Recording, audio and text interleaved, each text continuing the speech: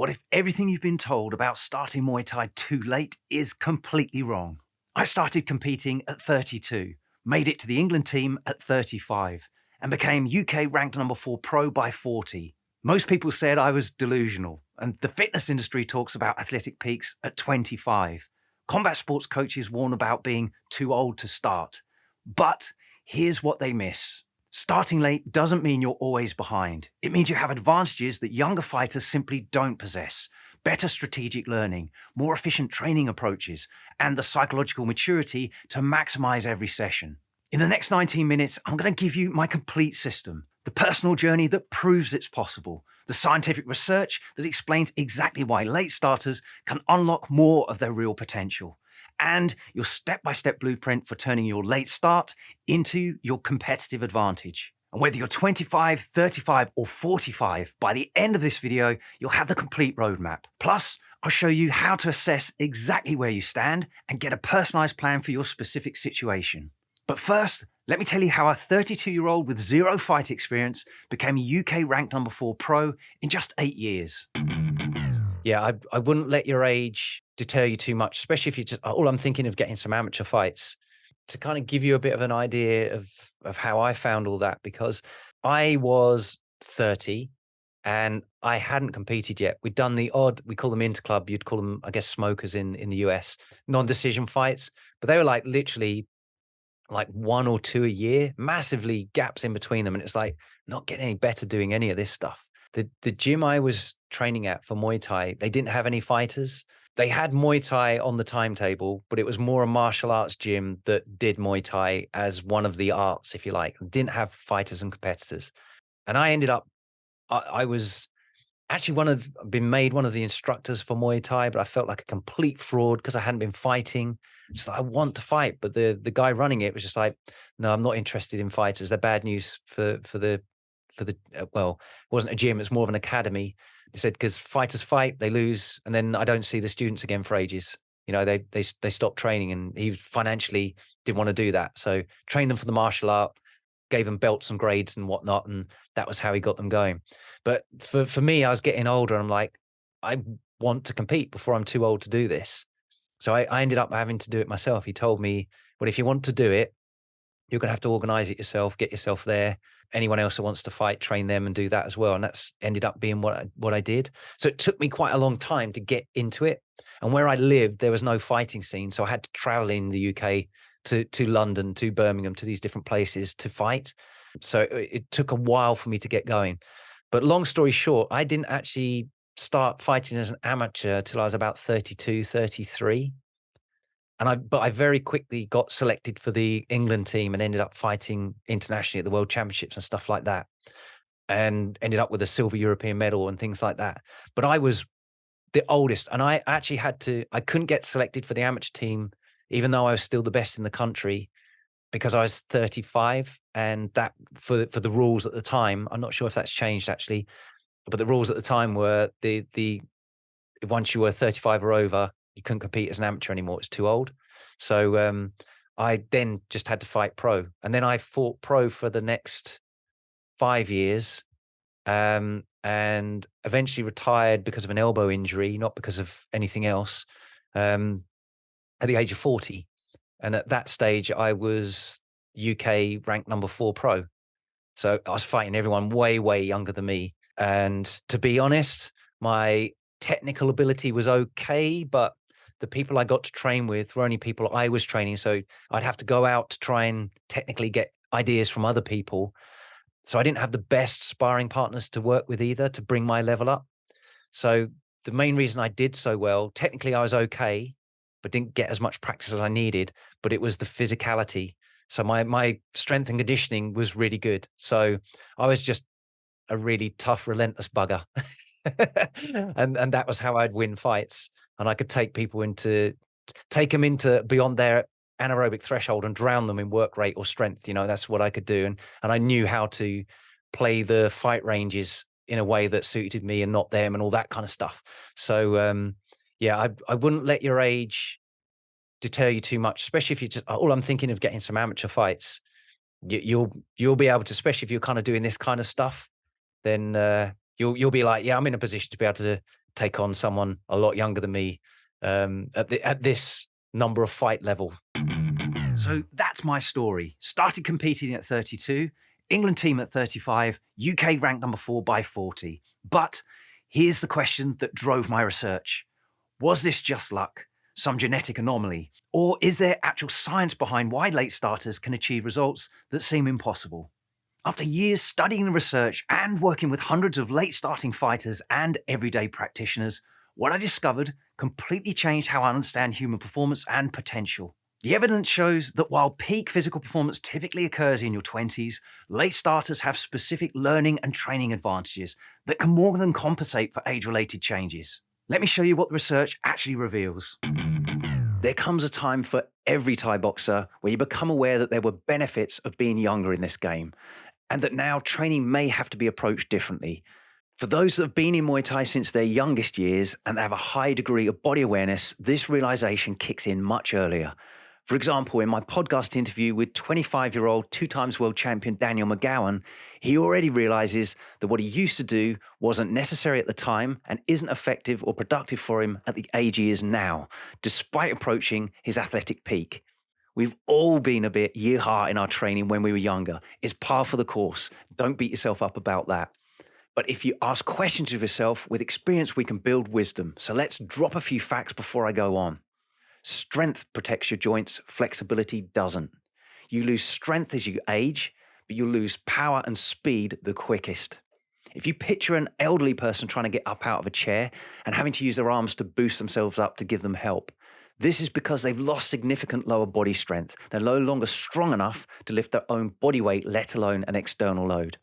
And when you picture an older fighter, you see a fighter that is literally getting slower. I'll be 50 next year and I'm perched right on the edge of another statistically typical age-related drop-off in athletic performance. More on the expected rate of decline and what you can do about that in a moment. But first, let's look at what most people think they should do to age well. Everyone tends to focus on cardio fitness, flexibility and mobility as they age, which are important, but they're not the most critical. The quickest declining and most aging qualities are strength, power and speed, the neuromuscular qualities. These are the things that aren't developed during running sessions, yoga classes, or Muay Thai training. They are developed in resistance training sessions. Joints are better protected when the muscles that pull on the joints are strong enough in all directions that they pull. If you think of guy ropes pulling on a tent pole, if some of these guy ropes are tight and others are slack, the pole is going to fall over, and it's the same with your joints. Fighters in particular perform a ton of horizontal pushing with high volume of punches and push-ups, but rarely do enough horizontal pulling exercise to stabilize those shoulders properly. Over the years, the tension on the guy ropes on those shoulders gets further and further out of whack until the tent pole falls over. And then you can't train Muay Thai anymore until it's fixed. And the longer you left it, the longer that will take. That's in the short term. If you love Muay Thai and want to continue training until you pop your clogs, rather than when you pop your shoulder, back, hips, or knee, then resistance training is a very, very wise investment. Muay Thai will always be number one, the most fun. But to continue having this fun for as long as possible, you've got to maintain a youthful body. And if you're getting older, you need to arrest that decline as much as possible, or even rewind the clock for those that have yet to exploit strength and conditioning. You lose muscle mass as you age. That's sarcopenia. But you lose strength between 2 to 5 times faster. That's called dynapenia. What happens is you lose the ability to electrically fire the muscle fibers that you have left. But strength, power, and speed training reconnects and strengthens the firing of your muscle fibers and helps you hold on to that muscle mass too. This massively reduces sarcopenia and critically dynapenia as you age. You'll typically peak between the ages of 20 to 30, with a slow decline of about 1 to 2% per year until you reach the age of 50, right where I am. And there's a steeper decline of about 1.5 to 3% per year between the ages of 50 to 60, before declining between 3 to 5% per year until you are no more. If you're beating this rate of decline, you're winning big time. For example, how much could you deadlift when you were 20 to 30 years old at your peak? At 40 years old, if you can lift 98% of that, you're at the top of the curve. And at 50 years old, if you can lift just over 96% of what you could at your best, you're also at the top of the curve. If you've not lifted before, then you have a lot of untapped potential. You can get stronger despite getting older. I've got lots of clients like this. Studies show that 68-year-old strength-trained adults can have strength, power, and speed levels similar to 28-year-olds. That's 40 years younger. Research also shows that the best way for aging adults to train is using a concurrent training model, where strength, power, speed, and endurance are trained concurrently at the same time, just like I train fighters. And another little fact for you. Studies have found that even resistance training for a year and then stopping will offset your age-related decline compared to anyone that doesn't resistance train, even 7 years later. You'll always be ahead of those the same age that haven't used resistance training. And the longer you resistance train, the less you'll tail off in athletic abilities, and the bigger the difference between you and those of the same age. Although the aging process can't be stopped, it's obvious from research over the last 50 years that the rate of athletic decline can be massively reduced. It's easy to dismiss training methods if you haven't invested time in understanding them. I've certainly been guilty of that in the past myself, and I see lots of people jump into conclusions without investigating deep enough. If you've been neglecting effective strength and conditioning, it's never too late to begin. And the sooner you start, the bigger the benefit for the rest of your hopefully long and super active life. And the later you'll have to give up on Muay Thai training altogether.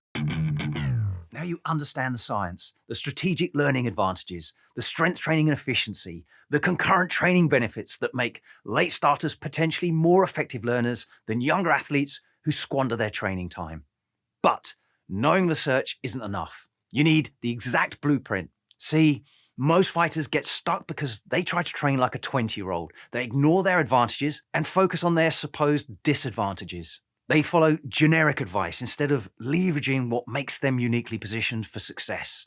Here's the step-by-step system for turning your late start into your competitive advantage. The exact process I used and now teach to fighters and everyday practitioners around the world. I'm often asked questions like, is 20 years old too late to start Muay Thai to become successful in it? So in this episode, I wanted to add a little flavor to the answers I've given to this in the past. I believe that measuring your potential impact in Muay Thai by the number of competitive years you have left in you isn't a good indicator. Personally, although I'd been training in sports all of my life and competed in American football for 5 years, I didn't begin training in kickboxing until I was 19 years old. And it took until I was 24 before Muay Thai became an option here in Suffolk in the UK. And even then, the Muay Thai scene here was for the martial art itself and not for fighting. And it took until I was 32 before I started fighting competitively. And I didn't have a coach. But despite this, and studying for an engineering degree, and getting married, and my wife Deborah going through chemotherapy for a miscarriage due to a molar pregnancy, leaving my 18-year engineering career to open a full-time Muay Thai gym, and then going on to have 2 healthy kids, I've had a modest competitive Muay Thai career. And I only had to stop because I needed surgery on a broken elbow to remove some bone fragments and spurs. Quite honestly, if you balance your training to become robust enough to stay in the game, you can have a long career in Muay Thai. And if your approach to training is one of accelerated growth, you'll go further than those that started much earlier but just racked up hours. The number of years of training doesn't usually equate to the ultimate ability or accomplishment. How were those years spent? For example, how many Muay Thai sessions each week did you have during those years? This is obviously where training full-time in Thailand makes a big difference. You can accumulate many more hours of training there. But then there's a big one. How many of those sessions over the years made you significantly better? And how many were just spinning your wheels, being busy for the sake of the grind, rather than deliberately working on part of your game that makes you better? And are you practicing tactical awareness, developing your own unique fight style, and experimenting with solutions to various types of opponents?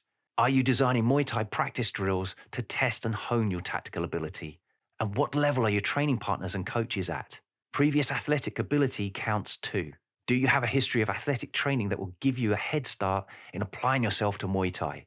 Or are you starting from scratch in terms of mobility, movement, coordination, agility, strength, power, speed, endurance, or even mindset? Targeted strength and conditioning will accelerate these qualities, increasing your performance, your ability to recover from training, and your resistance to injury. So you not only take less time off of training, but you significantly extend your competitive career as well. And what about fight experience? Are you fighting against progressively more challenging opponents or mismatching against easy opponents to protect a fight record that doesn't mean anything? Are you fighting at a frequency that moves you forward the most? This is typically more frequently as a novice, while the learning curve is steeper and the psychological acclimatization has the biggest impact, and less frequently with greater fight experience, to give you time to practice enough in training to change an aspect of your game, rather than going out there to repeat the same mistakes. There are a lot of aspects that can affect your rate of progress in Muay Thai, and there are many plates you can spin that complete your development as a fighter. And some plates are completely overlooked by many, which is your advantage. The mix of this that you uniquely bring determines your level of success. Don't compare yourself to any others, it's irrelevant. Speaking to Kevin Ross in the Science of Building Champions podcast, he felt he was too old when he started Muay Thai at 23 years old. But he's achieved an incredible amount in his career, and he continues to do so. The truth is, every long-term fighter goes through plateaus where progress stalls. They may have picked up an injury, the gym they train at no longer inspires them, or they just lose motivation for the challenge. But those that can consistently maintain the most progress reach the highest levels. It's about staying power and taking responsibility for your own progress. It's easy to blame situation and circumstance for our lack of improvement. We can all make excuses, but you steer your own ship. If you stick at anything for the long term, you will suffer doubts and setbacks. This happens to everyone at some stage. How you deal with it determines how far you go. Ultimately, being intrinsically motivated by the training and self-development itself, rather than extrinsically motivated by titles and rankings, will lead to the best results. The question shouldn't be, can I win this fight? It should be, how far can I really go? Personally, everything I've done, from studying an engineering degree to winning titles and beating fighters half my age, or even sharing Muay Thai performance ideas online, started with a doubt that I was even capable of doing these things. But that was exactly why I felt the urge to find out.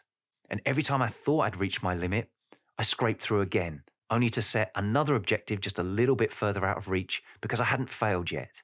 Refusing to believe the story you tell yourself about your limits and instead testing to truly find out is what determines how far you go, not how early you start.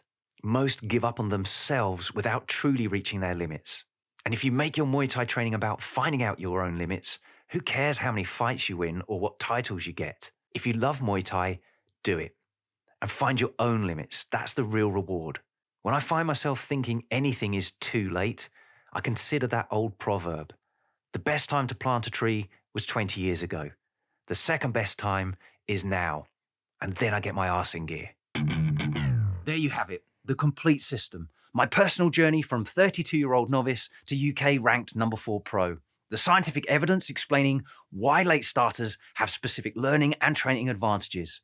And your exact blueprint for implementation, the training modifications, mindset shifts, and strategic approach that turns age into an asset. But here's the thing, this is general guidance built on principles.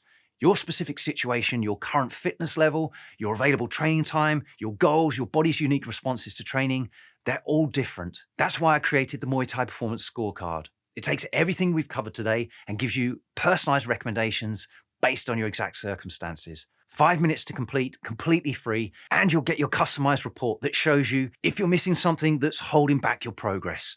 What do the best fighters do differently? What advantages you can leverage immediately, and the specific areas to focus on first. Because starting late doesn't mean starting behind, it means starting smart. Now here's where this gets really interesting. Everything I've shared applies to late starters in general, but you're not general. You have your own unique genetic blueprint that determines how your body responds to training. In my next video, I'll reveal why some people see 28% improvement from the same training that only gives others 8%.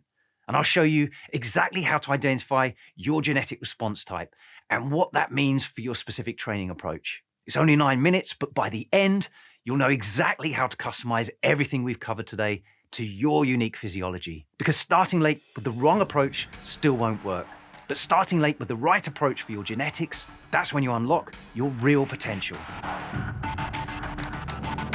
Thanks for listening. If you found this valuable, please like, subscribe, and share with someone else it could help too. Please give the podcast a review or comment below. We'd love to hear from you.